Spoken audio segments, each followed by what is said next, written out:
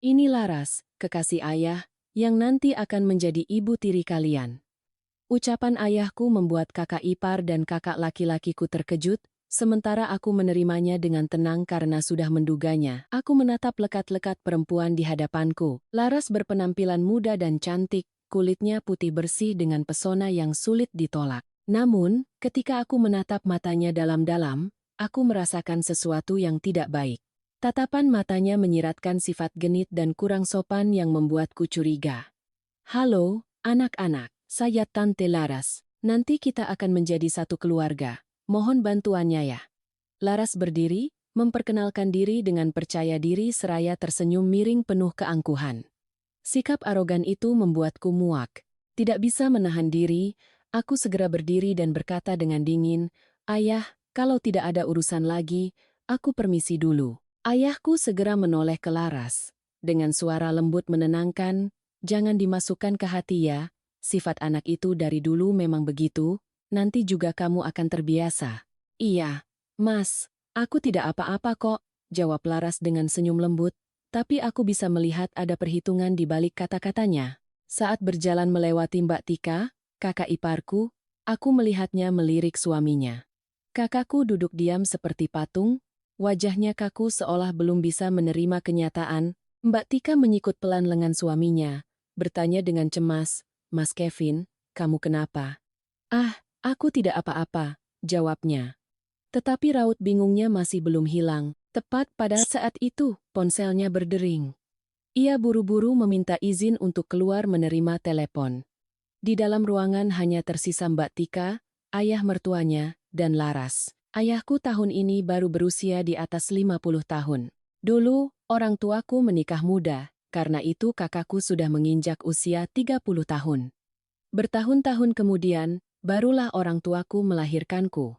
Ibuku meninggal karena sakit 5 tahun yang lalu. Meskipun usianya sudah hampir 50, ayahku masih sangat gagah dan berwibawa. Sebagai seorang direktur yang kaya raya, di sekelilingnya selalu ada banyak perempuan yang mendekat. Gadis-gadis muda, perempuan bersuami, bahkan yang masih lajang pun menunjukkan ketertarikan padanya. Namun, selama ibuku masih hidup, ayahku sangat setia dan tidak pernah mengkhianati istrinya karena takut melukai keluarga dan kehilangan kepercayaan anak-anaknya. Setelah ibuku meninggal, ayahku hidup sendiri selama 5 tahun. Baru sekarang ia berpikir untuk menikah lagi. Ia khawatir ketika semua anaknya sudah berkeluarga, ia akan hidup sebatang kara tanpa teman. Ayahku bertemu Laras dalam sebuah rapat. Saat itu, Laras adalah karyawan di perusahaan mitra. Setelah beberapa kali bertemu, ketertarikan di antara mereka semakin besar dan mereka pun cepat jatuh cinta. Laras menerima untuk menjadi ibu tiri bagi anak-anak ayah, hal itu membuat ayah sangat terharu. Namun, ayahku tidak menyangka bahwa di balik penampilan sempurna Laras, tersembunyi sebuah kepalsuan yang baru ia sadari di kemudian hari. "Tika, tolong masuk ke dapur dan masak sesuatu untuk kita makan ya. Hari ini Tante Laras akan makan malam bersama kita." Ayahku berkata pada Mbak Tika, memecah keheningan. "Baik, ya, saya permisi ke dapur dulu." Mbak Tika menjawab pelan dan berdiri meninggalkan ruang tamu.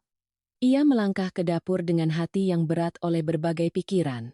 Sambil berdiri di depan kompor, tangannya dengan cekatan menyiapkan bahan-bahan, tetapi pikirannya kalut. Bayangan Laras terus muncul di benaknya. Dengan tatapan mata genit dan sikap angkuhnya, ia tidak mengerti mengapa orang seperti Laras bisa masuk ke dalam keluarga kami dengan begitu mudah. Suara air mendidih di atas kompor menyadarkan Mbak Tika. Ia mengingatkan dirinya untuk tetap tenang. Bagaimanapun juga, ini adalah keputusan ayah mertuanya. Ia tidak bisa berbuat apa-apa selain mencoba menerima, tetapi perasaan tidak nyaman terus tumbuh di dalam hatinya. Ia merasa ada yang tidak beres dengan perempuan itu. Saat Mbak Tika sedang menata makanan di meja, aku hanya berdiri diam mengamati. Aku menatap Mbak Tika dengan suara rendah namun tegas. Aku berkata, "Mbak lihat tidak sikap sombongnya tadi? Aku tidak percaya ayah memilih orang seperti itu. Dia hanya beberapa tahun lebih tua dari Mas Kevin, bagaimana bisa dia menjadi ibu tiri kita?"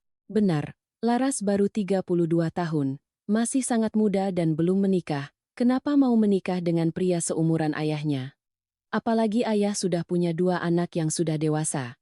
Apa tujuannya? Apa karena melihat ayah kaya, Mbak? Dia mendekati ayah karena uang. Aku tidak percaya perempuan secantik dia mau bersama ayah karena cinta. Mbak Tika ragu-ragu, tidak tahu harus menjawab apa. Ia mengerti perasaanku. Tetapi saat ini yang terpenting adalah menjaga keharmonisan keluarga. Mbak Tika berkata, Maya, Mbak tahu kamu kesal, tapi ini keputusan ayah, kita harus menghormatinya. Aku menghela napas dengan kesal, lalu berbalik menuju meja makan dan duduk. Mbak Tika tahu aku tidak mudah menerima Laras, dan mungkin ia juga begitu. Namun, Mbak Tika tidak tahu kebenaran di baliknya, yang hanya aku dan kakakku yang tahu. Sedangkan ayahku, aku tidak tahu apakah ia tahu atau tidak, karena Laras adalah mantan pacar kakakku. Aku sangat ingin memberitahukannya, tetapi kakakku melarang. Katanya, ia tidak ingin Mbak Tika berpikiran macam-macam dan takut hal itu akan memengaruhi hubungan semua orang di keluarga. Jadi, aku tidak punya pilihan lain selain menjaga rahasia ini. Meja makan penuh dengan hidangan lezat yang tertata rapi. Mbak Tika dengan lembut mempersilakan semua orang untuk makan. Ayahku masuk lebih dulu, duduk dengan sikap tenangnya yang biasa. Laras mengikuti di belakangnya.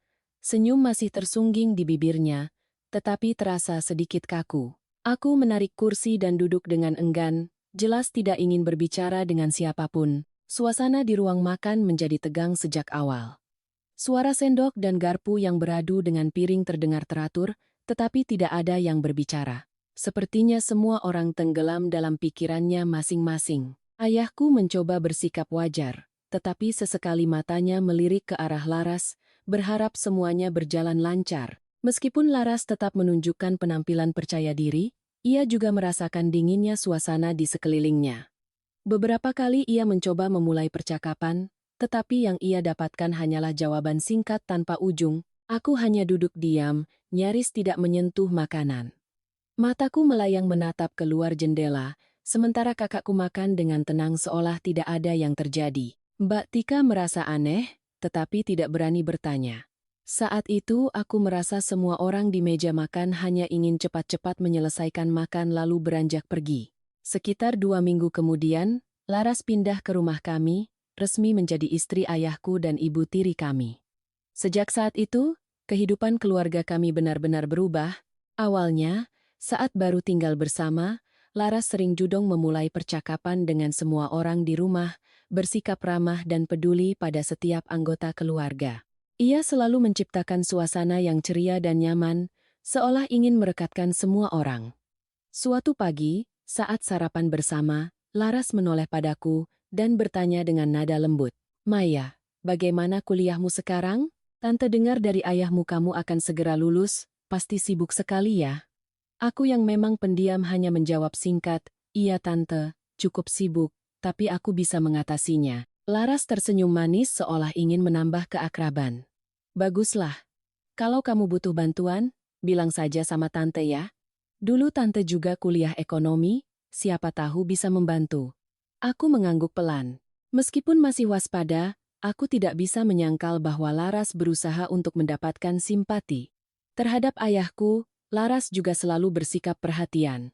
Suatu kali, saat sedang berbincang di ruang tamu, ia bertanya dengan lembut, Mas, akhir-akhir ini apa Mas merasa lelah? Pekerjaan sangat sibuk, Mas harus lebih banyak istirahat. Aku khawatir dengan kesehatanmu. Ayahku tersenyum merasakan perhatian dari Laras. Aku sehat-sehat saja, terima kasih sudah mengingatkan. Ada kamu di sini, aku merasa lebih tenang. Terhadap Tika, Laras selalu bersikap ramah, ingin menunjukkan kedekatan. Ketika Mbak Tika sedang membersihkan meja setelah makan, Laras masuk ke dapur dan menawarkan bantuan. Tika, biar tante bantu bersih-bersih ya. Bagaimanapun juga, kita sudah menjadi satu keluarga, jangan sungkan. Mbak Tika sedikit terkejut tetapi menolak dengan sopan. Tidak usah tante. Saya sudah terbiasa. Terima kasih banyak.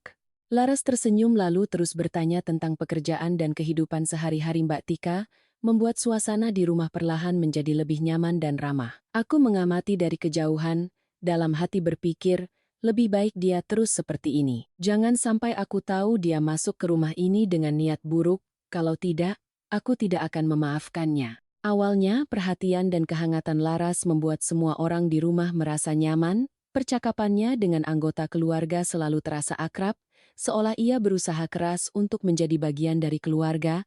Terhadap kakakku, Laras juga tidak menunjukkan gelagat yang aneh. Ia tahu cara menjaga jarak, dan kakakku juga tampak nyaman dengannya, tidak lagi canggung seperti di awal. Ia selalu bersikap sewajarnya terhadap Laras. Antara ibu tiri dan anak tiri, belum ada kejadian yang melampaui batas hubungan itu. Aku merasa sedikit lega. Suatu kali, kakakku pulang kerja. Saat itu Laras sedang memasak di dapur bersama Mbak Tika. Melihat kakakku, Laras tersenyum ceria dan bertanya, "Kevin sudah pulang kerja, cepat ganti baju lalu turun makan ya." Kakakku masuk ke dapur. Dengan gembira berkata, "Tante dan istriku sedang masak apa? Kelihatannya enak sekali. Aku masak sayur asem kesukaan keluarga kita. Mas naik saja dulu mandi. Tunggu ayah pulang baru kita makan bersama ya. Ada semur daging kesukaanmu juga loh," kata Laras. Aku yang mendengarnya langsung menatap Laras dengan tajam, seolah mengancam. "Kenapa tante tahu Mas Kevin suka makan itu?" "Ah, tante hanya menebak saja. Soalnya tante lihat Tika yang masak." Laras sedikit gugup tetapi cepat-cepat menenangkan diri. Kakakku juga tampak salah tingkah. Mbak Tika menatap kami bertiga dengan sedikit bingung. Ia hendak bertanya sesuatu, tetapi aku sudah lebih dulu angkat bicara. Dulu memang suka, tapi sekarang dia sudah tidak suka lagi. Aku yang suka semur daging, Tante Laras. Aku sengaja menekankan kata-kataku. Laras tidak tahu harus berkata apa lagi, hanya bergumam lalu pergi keluar. "Tika, lanjutkan masaknya ya." "Tante, keluar sebentar." Mbak Tika menyuruh suaminya naik untuk mandi agar ia bisa menyelesaikan masakannya. Aku mengikuti kakakku, menariknya ke sudut dan berbisik, "Awas ya, Mas. Kalau aku lihat Mas macam-macam dengan Bu Laras, aku akan bilang ke Mbak Tika, 'Kamu ini bicara apa sih? Aku tidak ada niat apa-apa.' Jangan bicara sembarangan, nanti didengar istrimu. Kamu mau kakakmu ini tidak bahagia, aku hanya mengingatkan saja." Kakakku naik ke lantai atas. Aku kembali ke dapur membantu Mbak Tika menyiapkan makan malam. Saat itu ayahku juga baru saja pulang. Seluruh keluarga berkumpul di meja makan. Sejak Laras datang, makan malam keluarga menjadi tidak terlalu membosankan berkat kelihayannya. Ia sering menceritakan kisah-kisah lucu untuk menciptakan suasana yang santai. Semua orang merasa kehadiran Laras seolah menambah kehangatan dan keakraban dalam keluarga. Laras saat itu tampak seperti perempuan sempurna, tahu cara menyeimbangkan kehidupan keluarga dan menjaga keharmonisan dengan semua orang. Namun hal itu hanya berlangsung singkat, dan tidak ada yang menyangka bahwa kemewahan itu hanyalah topeng awal. Sejak menikah dengan ayahku, Laras berhenti total dari pekerjaan lamanya, tidak bekerja, dan sering di rumah membuatnya bosan. Akhirnya, ia mulai sering keluar bersenang-senang dengan teman-temannya. Awalnya, Laras masih membantu Mbak Tika pekerjaan rumah, tetapi belakangan ini ia berubah drastis. Setiap hari Laras hanya diisi dengan kegiatan menikmati hidup, makan-makan, berkumpul dengan teman-teman, dan berbelanja di butik-butik mewah. Ia tidak mau menyentuh pekerjaan apapun, tidak peduli dengan apapun di sekelilingnya. Laras seolah menjadi seorang ratu di rumah ini, tidak peduli dengan perasaan atau kehidupan orang lain. Ia sama sekali tidak mau repot, mengabaikan segalanya. Laras hidup seperti seorang ratu, tidak peduli dengan emosi atau kehidupan orang lain. Ia menghabiskan uang secara boros, selalu mengenakan pakaian mahal dan tas bermerek, hanya fokus pada kepuasan dirinya sendiri. Perubahan ini mungkin terjadi sejak ayahku pergi dinas keluar kota. Itulah sifat asli Laras. Suatu malam, ketika semua orang sudah pulang setelah seharian beraktivitas, Mbak Tika masuk ke rumah dan melihat Laras sedang menonton TV bersama beberapa temannya. Perasaan cemas perlahan muncul di hatinya. Aku juga mulai menunjukkan ketidaksukaanku. Aku sering mengkritik Laras tentang cara ia menghabiskan uang dan pengaruh negatifnya pada suasana keluarga. "Mbak Tika, aku lihat dia semakin keterlaluan. Tidak bisa dibiarkan, aku harus bicara dengannya." Aku menggerutu saat sedang membantu Mbak Tika menyiapkan makan malam. Mbak Tika menghela napas, mencoba tetap tenang. "Mbak mengerti perasaanmu, tapi sabar dulu. Sekarang ada teman-temannya di sana, kalau kamu bicara sekarang, rasanya tidak pantas. Mbak pikir mungkin kita harus mencoba berdamai dengan Tante Laras. Dia juga baru di keluarga ini, kita butuh waktu untuk saling mengenal. Aku rasa sifatnya memang sudah begitu.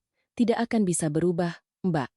Dia perlahan-lahan mengubah cara hidup kita, dan bagaimana kita bisa menyeimbangkan semuanya seperti dulu lagi. Sementara itu, Laras melanjutkan gaya hidup mewahnya. Ia sering mengundang teman-temannya ke rumah untuk mengadakan pesta kecil dengan musik dan anggur. Saat pesta usai, Laras sudah mabuk berat. Mbak Tikalah yang membersihkan sisa-sisa kekacauan itu. Mas Kevin melihat Tante Laras mabuk dan berniat membantu kami membawanya ke kamar, tetapi aku melarangnya. Tidak perlu, Mas. Biar aku dan Mbak Tika saja. Mas bereskan saja sisa-sisa ini. Bagaimanapun juga, kakakku dan Laras pernah berpacaran. Kontak fisik saat ini adalah hal yang tidak pantas, apalagi saat dia sedang mabuk berat. Aku tidak ingin ada apapun yang membangkitkan masa lalu atau membuat segalanya menjadi lebih rumit. Aku dan Mbak Tika berusaha keras, dan akhirnya berhasil membawa Tante Laras ke kamarnya. Beberapa saat kemudian, kakakku datang membawa segelas air jeruk nipis hangat dengan garam. Berikan ini pada Tante biar sadar. Ingat, jangan beritahu ayah tentang ini. Aku mengambil gelas itu, tidak lupa melirik tajam ke arah kakakku. Tentu saja, Mbak Tika tidak tahu tentang ini. Keesokan paginya, Laras bangun dan turun ke bawah, tampak lesu. Begitu melihatnya, aku tidak bisa menahan diri untuk langsung menegurnya. Tante sudah bisa bangun juga ya? Laras menggaruk kepalanya, sepertinya ia sedikit ingat kejadian semalam. Dengan wajah bingung, Laras berkata lirih, Tante. Tante minta maaf, sudah lama tidak bertemu teman-teman jadi sedikit berlebihan. Aku menatap Laras tajam, tanpa niat untuk mengalah. Lain kali kalau Tante mau bertemu siapapun atau minum apapun, silakan di luar. Ini bukan bar, bukan tempat Tante bersenang-senang. Kalau ada kejadian seperti ini lagi, aku akan beritahu ayah. Tante tahu, tolong jangan beritahu ayahmu. Aku hendak mengatakan sesuatu lagi, tetapi Mbak Tika menahanku. Sudah, Maya. Tante Laras sudah tahu kesalahannya, pasti tidak akan ada lain kali. Mbak Tika tidak ingin memperpanjang masalah, selalu bersikap damai meskipun situasinya tidak menyenangkan. Lalu ia mengambil segelas susu hangat dan dengan lembut memberikannya pada Laras. Tante, minum ini biar perutnya hangat.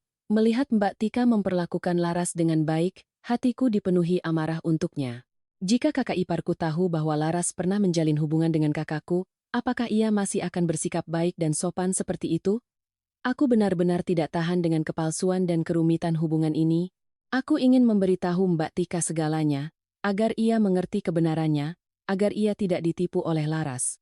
Tetapi kemudian aku ragu, jika aku memberitahunya, apa yang akan terjadi padanya?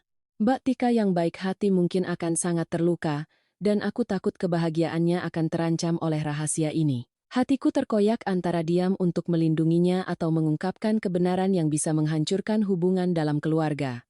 Pikiran-pikiran itu terus menghantuiku, dan aku tidak tahu pilihan mana yang harus kuambil untuk melindungi orang yang paling kusayangi. Tapi, bangkai yang ditutupi baunya akan tercium juga. Kebenaran akan selalu menjadi kebenaran, tidak bisa disembunyikan selamanya. Hari itu kakakku mabuk, dan segalanya mulai menjadi lebih rumit. Laras menunjukkan perhatian yang berlebihan pada kakakku, meskipun Mbak Tika, istrinya, ada di sana dan bisa merawat suaminya dengan baik, Laras tetap sengaja menunjukkan kekhawatirannya, dan bahkan menawarkan diri untuk merawat kakakku. Hal ini membuat aku dan Mbak Tika merasa tidak nyaman. Tika, biar tante yang urus Kevin.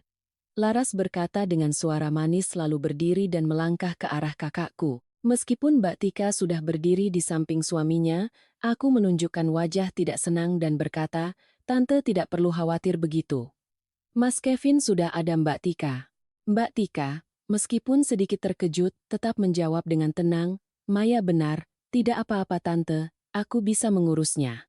Tapi Laras tidak berhenti. Ia terus menunjukkan kepeduliannya. Tangannya dengan lembut menyentuh bahu kakakku, seolah ingin menunjukkan bahwa hanya ia yang bisa merawatnya. Kevin sedang mabuk begini. Tika, kamu harus hati-hati. Ambil handuk hangat untuk mengelap wajahnya, jangan dibiarkan begitu, tidak baik.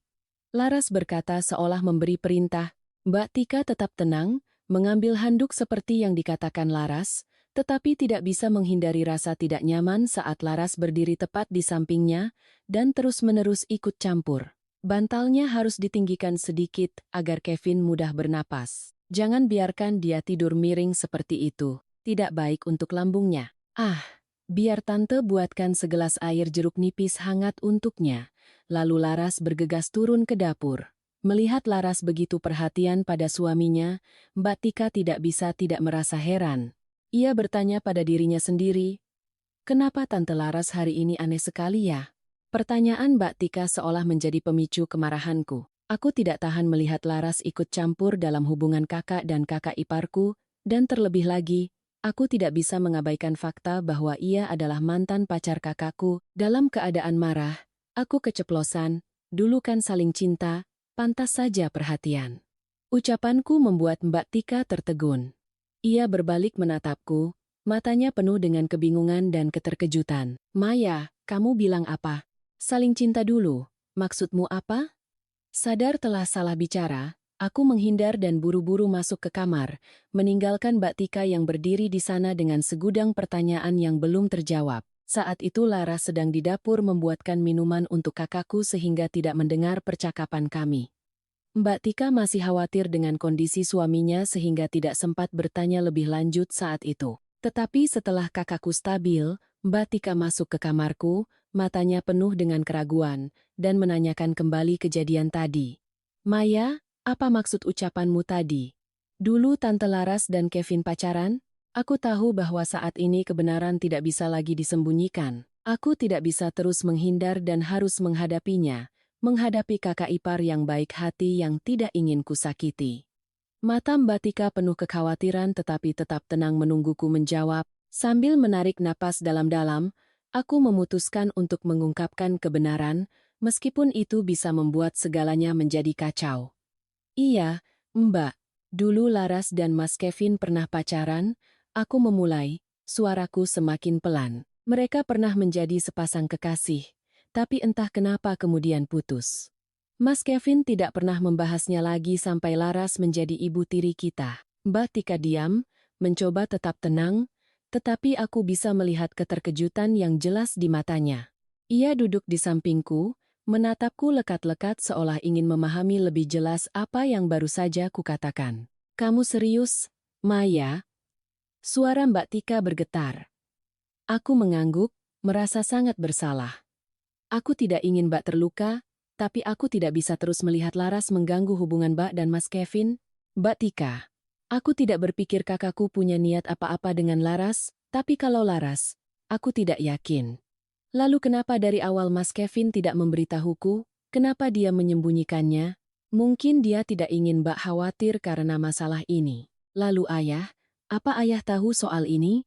Aku tidak yakin Mbak, tapi kurasa ayah tidak tahu, karena Mas Kevin tidak pernah membawa Laras ke rumah." Mbak Tika menunduk, terdiam selama beberapa menit. Aku tidak tahu apa yang ada di pikirannya, hanya merasa suasana menjadi semakin berat. Akhirnya, ia mengangkat kepala. Matanya tidak lagi lembut seperti biasanya, melainkan penuh tekad. "Terima kasih sudah memberitahuku kebenarannya, Maya. Aku butuh waktu untuk memikirkan ini. Tapi aku tidak ingin memperbesar masalah. Setidaknya sampai aku memahami situasinya lebih jelas," katanya dengan suara tenang namun sedikit tegang. Aku memahami perasaannya, meskipun ia selalu menjadi orang yang lembut dan tenang, menghadapi masalah ini bukanlah hal yang mudah. Aku menggenggam tangannya, merasa bersalah karena telah membuatnya menghadapi kenyataan pahit seperti ini. "Aku percaya Mbak akan melakukan hal yang benar," kataku pelan. Mbak Tika mengangguk kecil lalu berdiri. Ia keluar dari kamar tanpa berkata apa-apa lagi, meninggalkanku duduk di sana dengan kecemasan yang tak kunjung hilang. Setelah mengetahui kebenarannya dariku, keesokan harinya Mbak Tika berbicara terus terang dengan kakakku. "Mas Kevin," ia memulai, "aku ingin menanyakan sesuatu." "Laras." "Maksudku, Tante Laras itu mantan pacarmu, kan?" Kakakku yang sedang asyik melihat berita di ponselnya, sejenak terdiam mendengar ucapan Mbak Tika. Ia tidak menyangka bahwa masalah ini akhirnya sampai ke telinga istrinya. Ia meletakkan ponselnya, menghela napas, lalu menatap lurus ke mata istrinya. Iya, benar. Maya sudah memberitahumu ya? Ia mengaku, suaranya berat dan pelan. Laras memang mantan pacarku, tapi itu sudah lama sekali, Tika. Mbak Tika tetap tenang, tetapi kakakku bisa merasakan ketegangan darinya. Bisa tolong ceritakan lebih jelas? Tanyanya lembut. Matanya tidak lepas dari suaminya. Mas Kevin mengangguk, tahu bahwa ia tidak bisa lagi menyembunyikan apapun. Tante Laras 2 tahun lebih tua dariku. Dulu kami hanya menganggap satu sama lain sebagai kakak adik yang akrab. Kami sering mengobrol, berbagi banyak hal, dan tanpa sadar, perasaan antara kami berkembang menjadi cinta. Ia berhenti sejenak, lalu melanjutkan, Tante Laras adalah perempuan yang cerdas, berwawasan luas, dan aku merasa sangat cocok dengannya. Kami pacaran sebentar, tapi kemudian terjadi kesalahpahaman. Mungkin karena kami berdua masih muda dan emosional, hubungan kami mulai retak dan akhirnya putus. Setelah itu kami tidak pernah bertemu lagi. Mbak Tika mendengarkan dalam diam, mencoba tetap tenang meskipun hatinya bergejolak. Ia bertanya lagi, kamu tidak pernah menghubunginya lagi sampai ayah membawanya ke rumah? Mas Kevin mengangguk, matanya penuh penyesalan. Benar. Aku juga kaget saat bertemu Laras lagi waktu ayah memperkenalkannya pada keluarga. Saat itu aku berpikir tidak perlu memberitahumu, karena aku tidak ingin kamu terlalu banyak berpikir atau terluka. Aku takut kamu akan berasumsi bahwa masih ada sesuatu antara aku dan Laras. Tapi sejujurnya, semua itu sudah berakhir sejak lama. Mbak Tika menatap Henpa, berkata apa-apa. Di dalam hatinya, berbagai pikiran berkecamuk. Sedih, kecewa, tetapi juga ada sedikit pengertian atas kejujuran suaminya. Ia mengerti bahwa masa lalu adalah masa lalu, tetapi kehadiran Laras dalam kehidupan mereka saat ini adalah sesuatu yang tidak bisa ia abaikan. Aku mengerti, katanya dengan suara sedikit serak. Tapi mulai sekarang, aku harap kamu tidak menyembunyikan apapun dariku, terutama yang berhubungan dengan Tante Laras. Mas Kevin dengan lembut menggenggam tangannya, suaranya penuh penyesalan. Aku minta maaf. Aku tidak berniat menyembunyikannya, aku hanya tidak ingin membuatmu khawatir, tapi aku janji. Mulai sekarang aku tidak akan menyembunyikan apapun lagi. Mbak Tika mengangguk pelan, tidak berkata apa-apa lagi. Janji suaminya, meskipun tulus, butuh waktu baginya untuk bisa percaya kembali. Tapi setidaknya, ia sudah tahu kebenarannya dan bisa menghadapinya bersama, daripada diam-diam cemas sendirian. Sejak saat itu, aku lebih memperhatikan Mbak Tika. Ia tidak menunjukkan perbedaan sikap saat berhadapan dengan Laras, tetapi tatapannya kini tidak lagi sepolos dulu. Ia menjaga jarak, tidak terlalu antusias, tidak terlalu akrab. Semua berjalan seperti biasa sampai suatu hari. Hari itu aku ada janji untuk touring dengan teman-temanku, jadi aku bangun lebih pagi dari biasanya untuk bersiap-siap. Baru saja aku keluar dari kamar, aku berpapasan dengan kakakku yang berjalan dari arah kamar ibu tiri kami menuju kamarnya sendiri. Mataku terbelalak kaget. Kakakku dengan cepat menghampiri dan membekap mulutku. Kamu mau apa? Mau teriak sampai semua orang tidak bisa tidur? Tapi Mas tidak tidur di kamar. Dari mana? Mas ke kamar Bu Laras ngapain? Kakakku mengetuk kepalaku. Pikiranmu kotor. Mas ke kamar tante ngapain? Jelas-jelas Mas datang dari arah sana. Di arah sana hanya ada kamar Bu Laras. Mas mau minum air. Mungkin Mas jalan sambil tidur jadi salah jalan? Jalan sambil tidur? Tapi ya sudahlah. Mas mau kembali ke kamar istirahat. Setelah berkata begitu, kakakku langsung masuk ke kamarnya. Tepat saat itu, telepon di kamarku berdering. Temanku menelepon, menyuruhku bersiap-siap karena ia akan segera menjemput. Karena sibuk, aku untuk sementara melupakan masalah ini. Tapi ini belum selesai. Sepulang dari bepergian, aku akan menanyakannya dengan jelas. Aku curiga ada sesuatu antara Laras dan kakakku.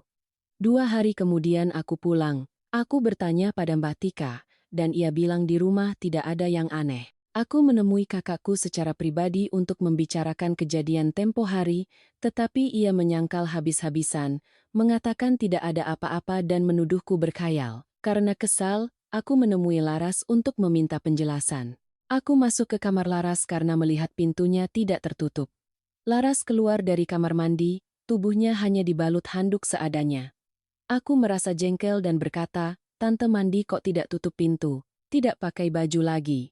Memangnya ada siapa di rumah?" Kevin dan istrinya sudah berangkat kerja, ayahmu juga sedang dinas di luar kota. Hanya ada tante dan kamu di rumah, sesama perempuan, kenapa harus malu? Tetap saja harus ditutup pintunya, bagaimana kalau ada orang masuk? Iya, lain kali tante tutup. Memangnya kamu masuk ke sini ada perlu apa? Tante pakai baju dulu baru kita bicara. Iya, iya. Laras dengan angkuh membuka lemari, mengambil pakaian, lalu masuk ke kamar mandi untuk berganti. Melihat wajahnya saat itu, yang begitu genit, membuatku mual. Aku tidak mengerti kenapa ayahku bisa tertarik pada perempuan seperti Laras. Setelah berganti pakaian, Laras keluar dan duduk di ranjang, dengan nada angkuh berkata, "Jadi, ada apa yang ingin kamu bicarakan dengan Tante? Cepat katakan." Sebentar lagi Tante ada janji pergi dengan teman-teman. Tanpa basa-basi, aku langsung bertanya, "Apa Tante dan kakakku punya hubungan?" Mata Laras bergerak-gerak. Ia berkata, "Hubungan apa? Apa maksudmu?" Tante tidak mengerti. Di sini hanya ada aku dan Tante, tidak perlu berpura-pura. Kemarin aku melihat dengan mata kepalaku sendiri kakakku keluar dari kamar Tante. Apalagi yang mau Tante sangkal? Sebenarnya aku tidak melihat langsung kakakku keluar dari kamar Laras, hanya saja arahnya dari sana jadi aku curiga. Jika bukan, anggap saja aku salah lihat. Tetapi jawaban Laras membuatku terpaku. Laras tersenyum sinis, matanya memancarkan kemenangan. Sudah lihat ya? Kalau begitu aku tidak akan menyembunyikannya lagi. Benar, aku dan kakakmu memang punya hubungan. Kamu juga tahu kan kami ini mantan pacar. Cinta lama bersemi kembali. Pasti kamu sering dengar istilah itu, kan? Apalagi kami tinggal serumah, dan aku secantik ini, mana mungkin kucing menolak ikan asin. Setiap kata yang ia ucapkan terasa dingin dan kejam, seolah sengaja menusuk jantungku. Laras sepertinya sengaja memprovokasi, tanpa rasa takut sedikit pun. Ia melanjutkan dengan nada mengejek. Malam itu kami melewati malam yang indah. Perlu aku ceritakan detailnya apa yang kami lakukan? Mendengar kata-kata menjijikkan itu, aku benar-benar ingin maju dan menamparnya beberapa kali. Tetapi tubuhku kaku, jantungku berdebar kencang, aku merasa darahku mendidih, marah hingga sulit dikendalikan, tetapi juga terkejut dengan sikap tak tahu malu dan kasarnya. Ia sama sekali tidak menyembunyikan kemenangannya, bahkan terlihat menantang. Setiap kata yang diucapkan Laras seperti pisau yang mengiris hatiku. Aku merasa tidak berdaya, ingin melawan, tetapi terikat oleh rasa kecewa dan amarah. Aku membenci Laras, tetapi lebih kecewa pada kakakku. Aku tidak mengerti mengapa kakakku bisa melakukan hal memalukan seperti itu dengan istri ayahnya sendiri. Aku berdiri di sana, merasa seolah seluruh dunia runtuh. Laras masih menatapku dengan tatapan menantang, seolah ia menang dalam permainan kotor yang tanpa sadar telah menyeretku masuk. Setiap kata yang ia ucapkan membuatku semakin membencinya, tetapi sekaligus merasa tidak berdaya, tidak tahu harus berbuat apa selanjutnya. Laras berdiri, melipat tangannya, dengan nada santai berkata, "Sudahlah, kamu harus sadar dan lihat kenyataannya. Kami punya masa lalu, dan sekarang kami hanya mengulang kenangan lama. Kamu pikir kamu bisa menghentikan kami?" Aku menggeretakkan gigi, mencoba menahan amarah. "Kamu pikir ayahku akan memaafkanmu setelah tahu ini? Kamu sudah masuk ke rumah ini sebagai ibu tiriku, sekarang kamu berbuat seperti ini di belakangnya. Apa kamu tidak takut ayahku akan mengusirmu?" Laras tertawa sinis, mendekat ke arahku, suaranya ringan namun penuh ancaman. "Kamu pikir ayahmu akan lebih percaya padamu atau padaku? Kamu lupa kalau aku sudah sepenuhnya memenangkan kepercayaannya? Bahkan jika ia tahu, memangnya kenapa? Aku bukan hanya mantan pacar kakakmu, aku juga istri ayahmu. Siapa yang akan ia pilih? Seorang perempuan muda cantik di sisinya? Atau mendengarkan omong kosong seorang anak perempuan yang belum berpengalaman?" Kata-kata Laras setajam pisau, dan aku bisa merasakan kendali yang ia pegang. Ia terlalu percaya diri, terlalu sombong, dan aku sadar bahwa aku berada di posisi yang lemah. Meskipun aku ingin menjatuhkannya, Laras tetap memegang keuntungan. Tapi aku tidak bisa menyerah. Kamu mungkin menang dalam permainan ini, tapi aku tidak akan diam saja. Aku akan melindungi keluargaku dan tidak akan membiarkan orang sepertimu menghancurkannya. Tunggu saja. Laras hanya mengangkat bahu, tampak tidak peduli. Coba saja, aku tunggu apa yang bisa kamu lakukan. Dengan amarah yang membara, aku berbalik pergi, tidak ingin lagi melihat wajah liciknya. Di dalam hatiku tumbuh tekad yang kuat. Aku harus menemukan cara untuk membongkar kedok Laras sebelum terlambat, tidak bisa membiarkannya terus menginjak-injak kehidupan keluargaku. Beberapa hari kemudian, ayahku pulang. Ketika semua orang berkumpul di rumah, aku memutuskan untuk membongkar kedok kedua orang itu. Aku tahu kakakku akan terkena imbasnya, tapi aku tidak bisa berpura-pura tidak tahu. Ayahku harus tahu yang sebenarnya. Aku berdiri dan menunjuk lurus ke wajah Laras. Ayah, dia sudah menipu ayah. Dia adalah mantan pacar Mas Kevin. Aku kira ayahku akan bereaksi keras setelah tahu istrinya adalah mantan pacar anaknya. Tapi tidak, ia terlihat tenang. Ayah sudah tahu. Ayah sudah tahu. Sejak kapan? Kenapa ayah bisa tahu? Tanyaku bertubi-tubi. Ayahku dengan tenang berkata, ayah baru tahu belum lama ini. Tante Laras yang memberitahu ayah. Awalnya ayah sangat kaget, tapi setelah dipikir-pikir, mungkin ini takdir. Aku telah meremehkan Laras. Ia selangkah lebih maju dariku. Ia sengaja memberitahu ayah untuk memperkuat kepercayaannya. Ayahku akan percaya padanya. Sepenuhnya. Benar-benar rubah tua. Kalau begitu, aku akan mengatakan bahwa ia tidur dengan kakakku. Tapi dia tidur dengan Mas Kevin saat ayah tidak ada di rumah. Semua orang menatapku dengan kaget. Aku melihat kakakku panik, sementara Laras tetap tenang, seolah ia sudah mempersiapkan diri untuk situasi ini. Maya, apa maksudmu? Mbak Tika juga kaget dengan kata-kataku. Laras kemudian mengeluarkan air mata buaya di hadapan ayahku. Mas, aku tahu Maya tidak menyukaiku. Aku sudah berusaha berdamai dengannya tapi tidak berhasil. Tapi aku tidak menyangka ia bisa memfitnahku seperti ini. Ia menangis sambil berbicara seolah-olah menjadi korban. Ayahku yang mendengar itu menoleh padaku, Maya, kenapa kamu bicara seperti itu pada Tante Laras? Tante Laras dan kakakmu itu masa lalu. Sekarang ia istri ayah, ibu tiri kalian. Kenapa kamu bisa mengatakan kakakmu tidur dengan ibu tirinya sendiri? Ayah, jangan percaya padanya. Aku punya bukti, ada rekaman suara. Setelah ayah mendengarnya, ayah akan tahu sifat aslinya. Mendengar kata rekaman, aku melihat wajah Laras mulai pucat. Mungkin ia tidak menyangka percakapan kami waktu itu kurekam. Aku mengeluarkan ponselku untuk memutar rekaman itu. Tapi di mana? Di mana rekamannya? Kenapa tidak ada?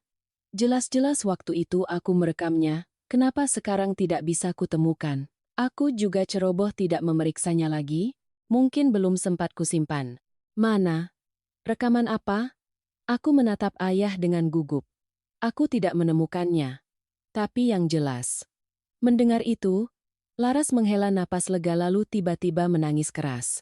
Ayahku marah dan berkata, "Cukup, Maya, apa kamu belum cukup membuat kekacauan?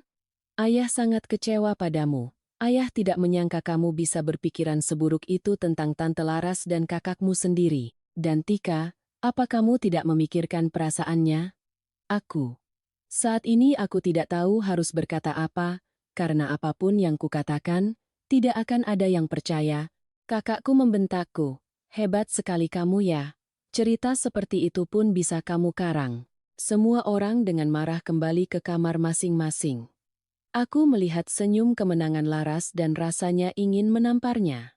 Mbak Tika masih duduk di sana. Sepertinya sedang memikirkan sesuatu. Aku duduk dan menggenggam tangannya. Mbak Tika, Mbak harus percaya padaku. Laras dan Mas Kevin. Maya, kapan kejadian itu terjadi?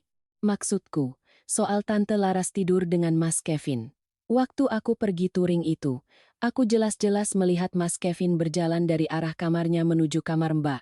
Dia bilang dia jalan sambil tidur, tapi aku tidak percaya. Jadi aku bertanya langsung padanya, dan dia mengakuinya sendiri. Aku tahu dia akan menyangkal, jadi aku merekamnya. Sial sekali, Mbak Tika tenggelam dalam pikirannya. Ia mencoba mengingat kejadian hari itu. Ia bilang saat itu ia baru pulang dari toko, lalu memasak di dapur seperti biasa. Setelah makan dan bersih-bersih, ia naik ke kamar untuk mandi dan bersiap tidur. Mbak Tika berhenti, seolah teringat sesuatu, lalu melanjutkan, Tante Laras masuk ke kamarku, membawa segelas jus jeruk. Dia bilang melihatku lelah pulang kerja, jadi sengaja membuatkan jus. Aku sedikit kaget melihatnya membuatkan jus untukku. Benar, pasti masalahnya ada di jus jeruk itu. Mbak meminumnya. Tanyaku. Iya. Setelah minum aku langsung tidur pulas. Besoknya aku bahkan bangun kesiangan. Nah, aku mengerti sekarang. Dia pasti menaruh sesuatu di dalam jus itu sebelum memberikannya pada Mbak. Dia sudah merencanakan semuanya, benar-benar licik. Lalu sekarang kita harus bagaimana, Maya? Aku tidak menyangka Mas Kevin bisa memperlakukanku seperti ini. Apa salahku? Melihat Mbak Tika begitu menderita, aku merasa sangat bersalah. Jika aku lebih berhati-hati, mungkin Laras sudah diusir dari rumah oleh ayahku. Aku bukan hanya gagal membongkar kedoknya, tapi malah membuat ayahku semakin percaya padanya. Sekarang, apapun yang kami katakan, ayahku tidak akan percaya, kecuali ada bukti. Setelah kejadian itu, aku melihat ada jarak antara Mbak Tika dan kakakku. Ia tidak lagi mesra dengan suaminya, juga tidak lagi peduli dan merawatnya seperti dulu. Melihat itu, aku menasihatinya. Aku bilang padanya saat ini ia harus lebih mesra dengan suaminya, terutama di depan Laras, agar Laras lengah. Jika Laras melihat mereka mesra, ia tidak akan tahan dan akan merencanakan sesuatu yang lain. Aku akan diam-diam mengawasinya untuk mencari bukti. Tapi akhir-akhir ini ayahku ada di rumah, jadi ia tidak berani berbuat macam-macam. Aku menyuruh Mbak Tika untuk bersabar sedikit lagi. Nanti saat ayahku pergi dinas, kami akan bertindak. Beberapa hari kemudian, ayahku ada perjalanan dinas panjang ke luar negeri. Di luar, Laras berpura-pura sedih dan merindukannya, tetapi di dalam hatinya ia sangat gembira. Aku melihatnya dengan jelas di matanya. Kepergian ayahku berarti waktu bagi kami untuk mengawasinya dan mencari bukti telah tiba. Setelah ayahku pergi dinas, seperti dugaanku, Laras mulai berubah. Di depan semua orang, ia masih memainkan peran sebagai istri yang baik dan setia. Namun, ketika hanya ada aku dan Mbak Tika di rumah, tatapannya menjadi lebih licik dan tindakannya perlahan-lahan menunjukkan sifat aslinya. Laras secara bertahap tidak lagi menjaga penampilan malu-malu atau tertutupnya. Ia mulai secara terang-terangan menggoda kakakku dengan tidak tahu malu, tanpa menjaga sedikit pun kehormatan di depanku dan Mbak Tika. Setiap kali melihat kakakku muncul, mata Laras seolah berbinar. Ia tidak segan-segan tersenyum dan merayu di depan kami. Suatu malam, saat kami sekeluarga sedang makan malam, Laras tidak lagi memanggil kakakku dengan sebutan anak tiri seperti sebelumnya. Sebaliknya, ia dengan santai memanggilnya Mas, dan kakakku pun membalas dengan Dik. Mereka tertawa dan bercanda dengan begitu alami hingga membuatku dan Mbak Tika terperangah. Mas, makan ini lagi ya. Aku masakin khusus buat Mas loh. Laras berkata sambil menyuapi kakakku sepotong makanan, suaranya lembut dan penuh kemesraan. Aku merasa sesak napas melihat pemandangan itu.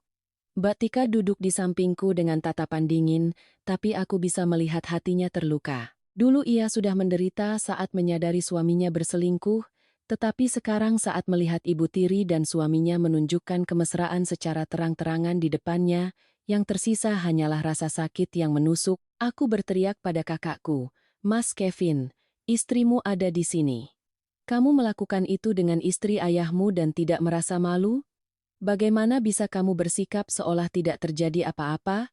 Lalu aku menatap Laras dengan tajam. Dasar perempuan tidak tahu malu. Seharusnya dari awal aku melarang ayahku menikahimu. Laras menatapku dengan angkuh. Kenapa tidak kamu lakukan waktu itu? Sekarang menyesal pun sudah terlambat, kan sayang. Mbak Tika berdiri, sepertinya tidak tahan lagi. Ia berteriak pada kedua orang itu. Kalau kalian masih saling cinta, kenapa tidak menikah saja? Kenapa harus menyakitiku seperti ini? Kalau sudah menikah tidak seru lagi. harus seperti ini baru menantang. Sambil berkata begitu, Laras menarik wajah kakakku dan menciumnya. Benar-benar menjijikkan. Lalu ia melanjutkan, kalau kamu tidak tahan melihat ini, pergi saja dari rumah ini. Mbak Tika berdiri dan berbalik pergi. Aku tahu ia tidak ingin lagi menyaksikan apa yang terjadi di depannya. Hatinya hancur, tetapi ia sudah terlalu lelah untuk menunjukkan emosinya. Aku segera mengikutinya dan berbisik, Mbak, jangan pergi dulu. Kita harus menyaksikannya sampai akhir. Biarkan mereka menerima akibatnya. Mbak tidak bisa pergi sekarang. Jangan biarkan mereka bebas melakukan apapun yang mereka mau. Tapi aku sudah tidak tahan lagi, Maya. Aku sudah terlalu lelah. Apa Mbak akan membiarkan mereka lolos begitu saja? Lalu aku harus bagaimana? Aku tahu hubungan Mbak dengan kakakku tidak bisa diselamatkan lagi. Tapi sebelum Mbak dan dia berpisah, aku ingin Mbak melihat karma yang akan diterima kedua orang itu. Aku berhenti sejenak, lalu melanjutkan. Mas Kevin memang kakakku, tapi perbuatannya tidak bisa kumaafkan. Aku akan mencari cara untuk membongkar kedok mereka. Aku ingin Mbak melihat dengan mata kepala sendiri kedua pengkhianat itu pergi dari sini dengan tangan kosong. Yang harus pergi adalah mereka berdua, bukan Mbak.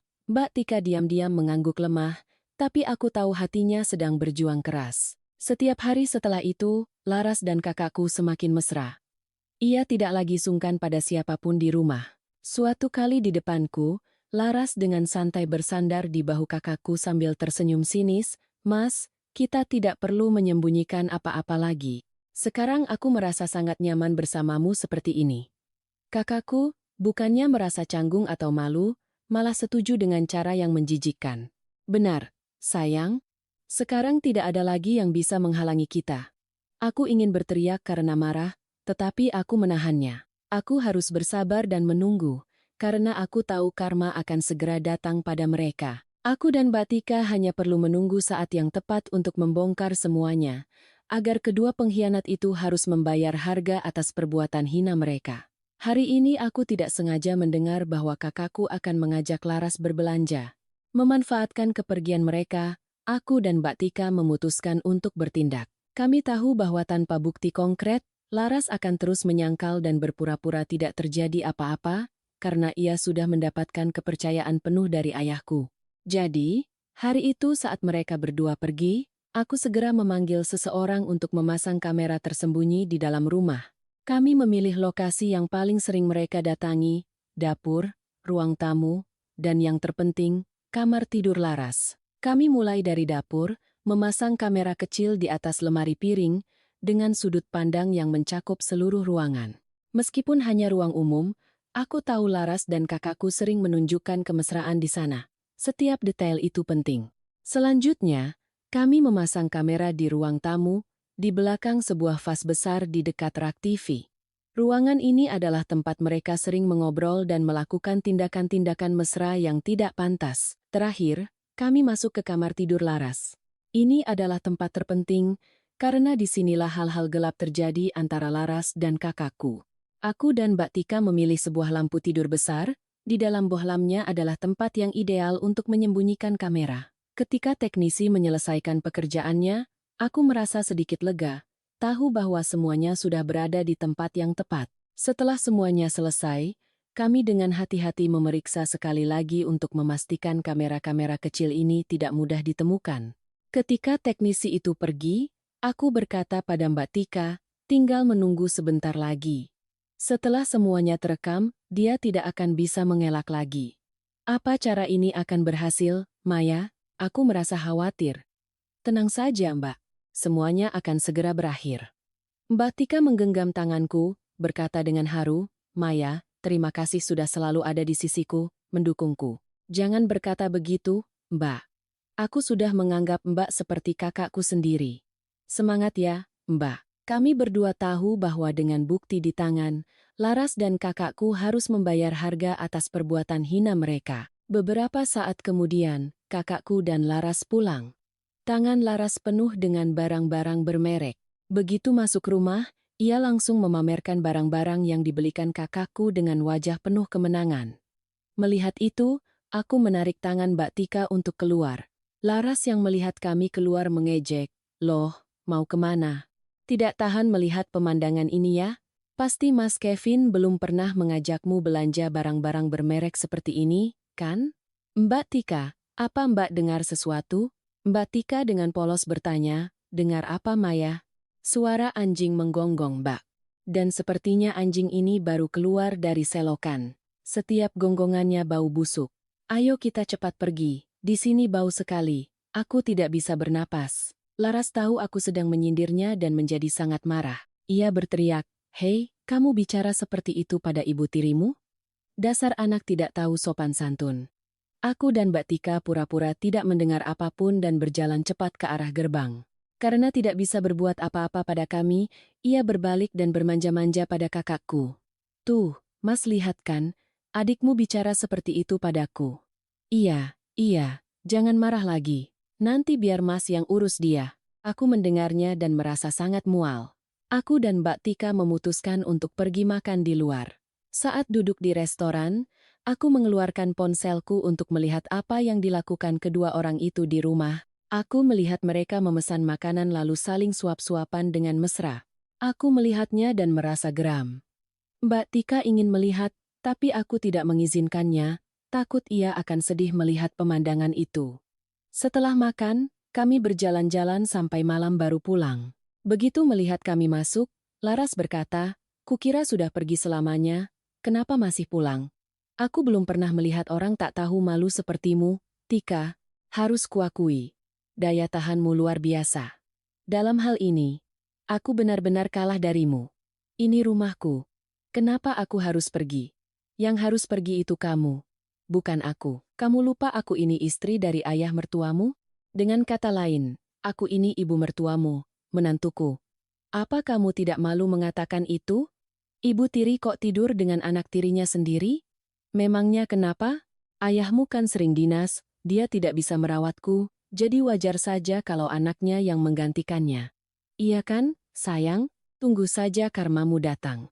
Kita lihat berapa lama lagi kamu bisa sombong.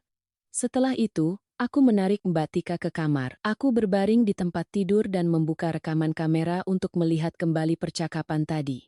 Gambarnya tajam, suaranya jernih. Aku tersenyum dalam hati, masa kejayaanmu akan segera berakhir, Laras. Malam itu, kakakku tidur di kamar Laras. Semua perbuatan hina mereka terekam dengan jelas oleh kamera tersembunyi.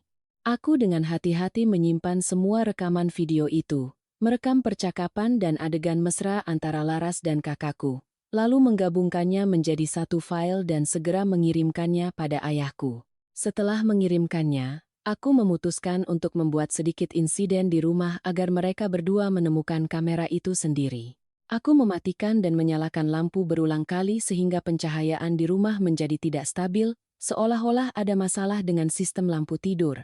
Seperti yang kuduga, Laras langsung berpikir bahwa lampu tidurnya rusak. Ia segera menyuruh kakakku untuk memeriksanya, dan mereka pun menemukan kamera tersembunyi itu. Tidak lama kemudian, suara ketukan pintu yang keras terdengar di tengah malam, saat itu sudah hampir jam 1 pagi.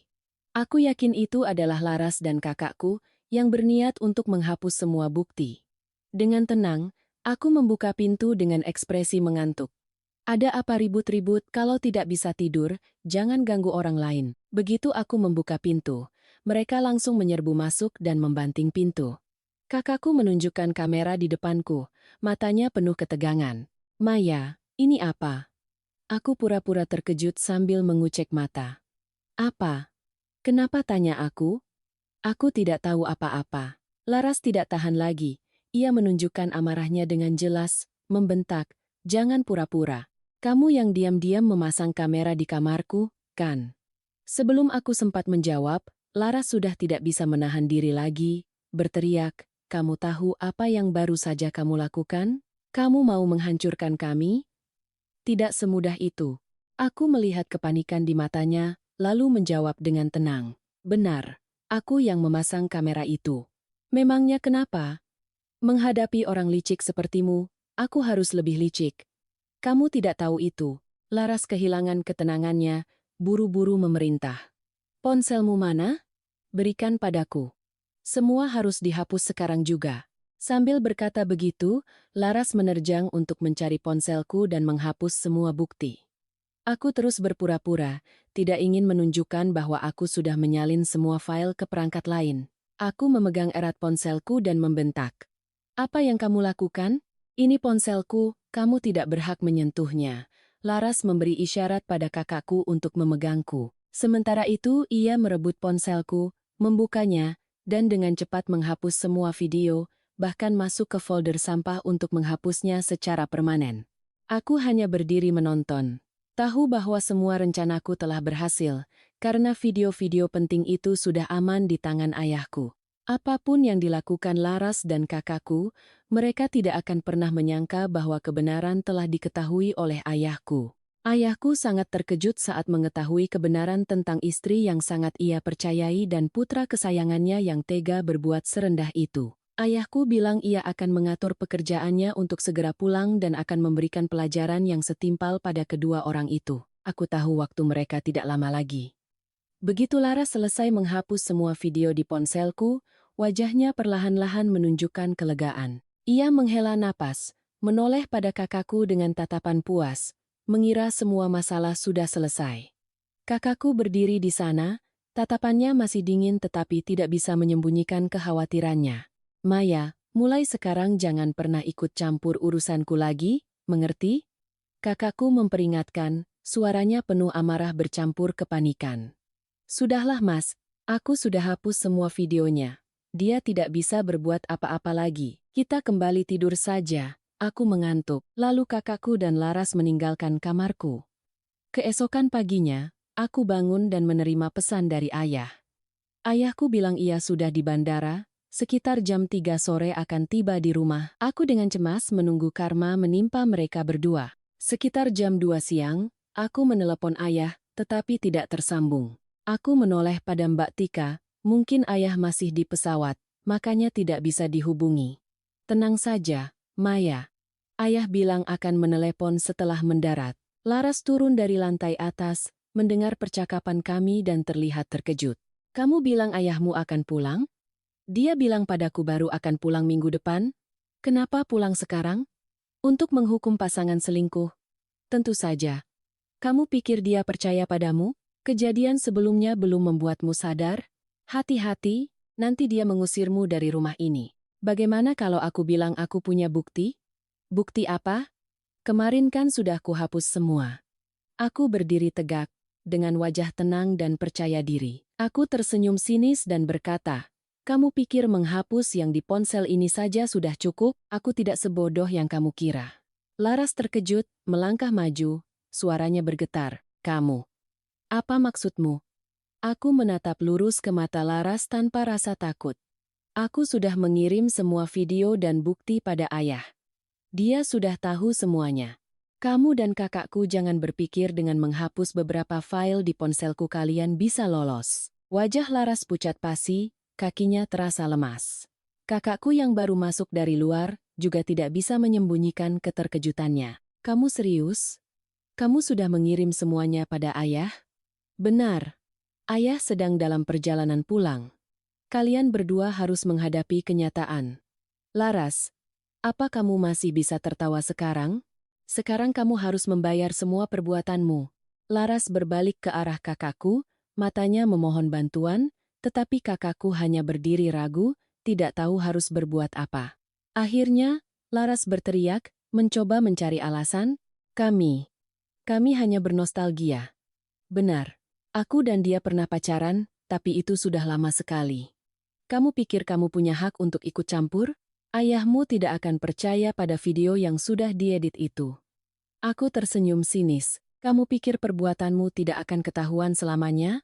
Kamu di sini, tinggal di rumah ini, menikmati hidup seperti ratu, tapi tidak tahu diri. Kamu bahkan menggoda kakakku dan melakukan hal-hal menjijikkan seperti itu. Apa kamu benar-benar berpikir bisa lolos? Laras tidak berkata apa-apa lagi. Ia gemetar menatap kakakku, berharap kakakku akan membelanya, tetapi kakakku hanya diam menunduk. Aku mendekati mereka, menatap mata mereka satu persatu. Kalian berdua sebaiknya bersiap-siap. Saat ayah pulang, kalian tidak akan punya apa-apa lagi.